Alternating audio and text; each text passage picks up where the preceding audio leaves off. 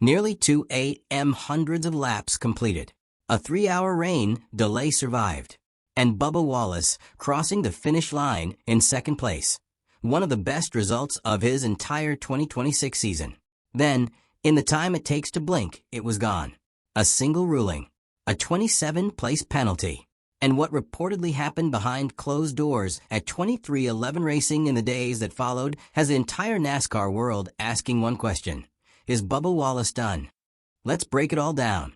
The Quaker State 400 at EchoPark Speedway was already one of the wildest races of 2026 before the controversy even started. A 3-hour rain delay pushed the finish deep into the early morning hours, with the 263-lap event not ending until approximately 1:45 a.m. on Monday, July 13th. The race featured more than 30 lead changes, multiple cautions, and an overtime restart that set up one of the most dramatic finishes of the entire season. At the center of it all was Ryan Blaney. The Team Penske driver won the pole, swept both stages, and led a race-high 171 laps in the number 12 Ford. The most laps led at a drafting-style track since Richard Petty in the 1964 Daytona 500. Even after brushing the outside wall late, Blaney stayed in position for his second victory of the 2026 season. Then came the final lap. Wallace took the white flag in third position. Down the backstretch, as Carson Hocevar and Blaney battled ahead, the number 23 Toyota darted to the bottom, making it 3 wide for the lead. In the process, Wallace dropped below the double yellow line and remained alongside both drivers through turns 3 and 4. A shove from Christopher Bell propelled Blaney across the finish line. Wallace crossed second. For about 30 seconds, it looked like a massive night for 2311 Racing. Then NASCAR made its ruling. Officials determined that Wallace advanced his position below the double yellow line on the final lap, dropping him from second to 29th, the last car on the lead lap, a devastating 27-point swing in the championship standings. Christopher Bell was elevated to second, and Carson Hocevar moved to third. Wallace did not accept the ruling quietly. He went straight to the 2311 Racing hauler to review the data with crew chief Charles DeNike and director of competition Dave Rogers. After evaluating their case, the trio walked to the NASCAR hauler for a 31-minute meeting with officials. The penalty stood. A penalty is a penalty, Wallace said as he departed the series hauler. But before that meeting, his defense was very specific. The rule says advancing your position, which I did not do, Wallace stated. I stayed third, and I was all over the brakes to make sure I did not advance. He pointed to NASCAR's own telemetry system, the SMT data, arguing it would show him braking, not accelerating into position. He also insisted that a shove from Ty Gibbs in the final 50 yards was what moved him from third to second. Technically, no positions were gained in doing that, Wallace argued. If Wallace crossed the line in the same position he held when he went below the line, is that really advancing your position? That is the question at the heart of all of this. NASCAR shut the door firmly. Cup Series Managing Director Brad Moran confirmed the penalty is not reviewable, falling under an on-track judgment call governed directly by the rulebook. On the Hauler Talk podcast, NASCAR VP of Racing Communications, Mike Ford eliminated every part of Wallace's defense. Unfortunately for Bubba, attempting to give the position back does not matter in this rule, Ford stated. He explained that at one point on the final lap, Wallace was effectively in first place, close enough to the start-finish line that if a caution had waved, he would have been declared the winner, fully completing a pass where your rear bumper is now in front of the front bumper of the other car. That doesn't matter at all.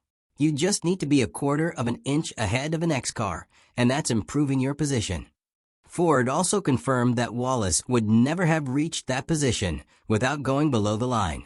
Notably, NASCAR VP of Competition Elton Sawyer said the team could not have been more respectful during the 20-minute post-race protest window. The double yellow line rule has been in place since 2001, applying at 3 tracks, EchoPark, Daytona, and Talladega, designed to prevent the flat apron from becoming a passing lane after it triggered massive wrecks in the past. Denny Hamlin, driver of the number 11 car and co-owner of 2311 Racing, added crucial perspective on his actions' detrimental podcast. He admitted that the moment he saw the move, he knew it was a penalty, because he has been penalized for the exact same thing before. "You have to pretend there's a wall there," Hamlin said plainly. Yet he also defended his driver. "Man, going for a win. I think you have to go for it. Drivers cannot actually see the yellow lines from inside the car on the backstretch at this track due to minimal banking difference." So even the co-owner admits it was the wrong move, but also says you almost have to make it. That tells you everything about how impossible this situation was. Now, the reported internal fallout. Everything that follows comes from reports and has not been officially confirmed by the team.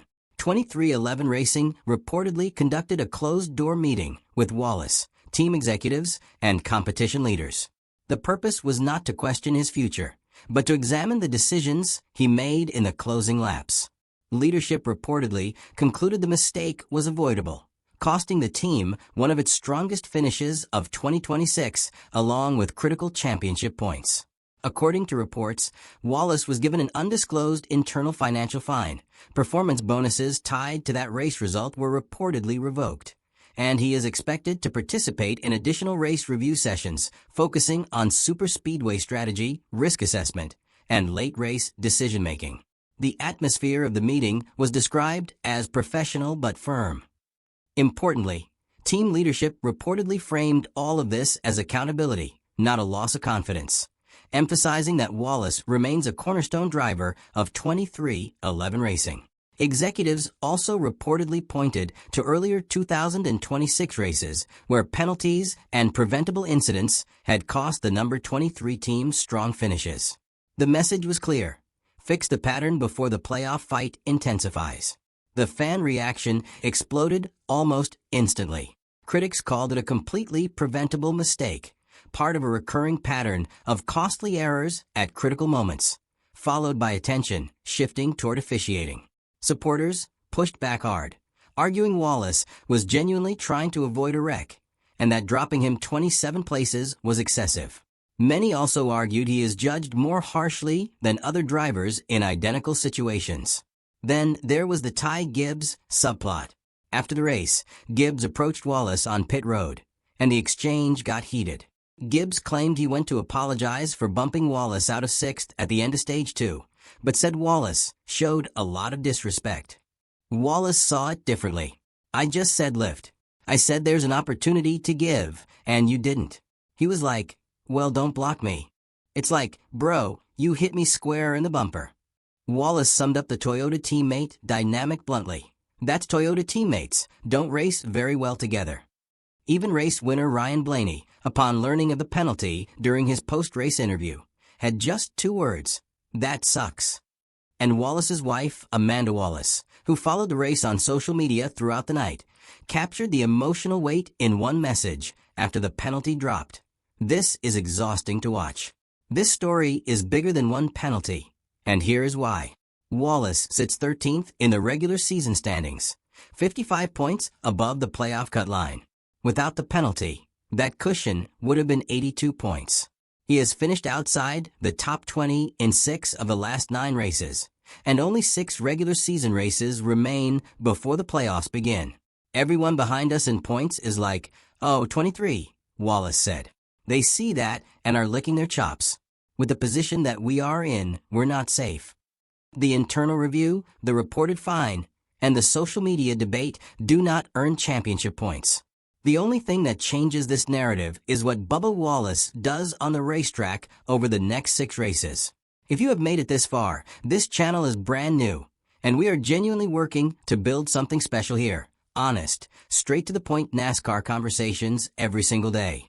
If this video gave you something valuable, please hit that like button and subscribe. We are working toward 2,000 subscribers, and every single one of you makes a real difference. We would love to have you with us as we grow. Now, we want to hear from you. Did 23XI Racing reportedly handle this the right way? Or did they go too far? And did NASCAR get the penalty right? Or was dropping Bubba Wallace from 2nd to 29th too severe? Pick your side and defend it in the comments below.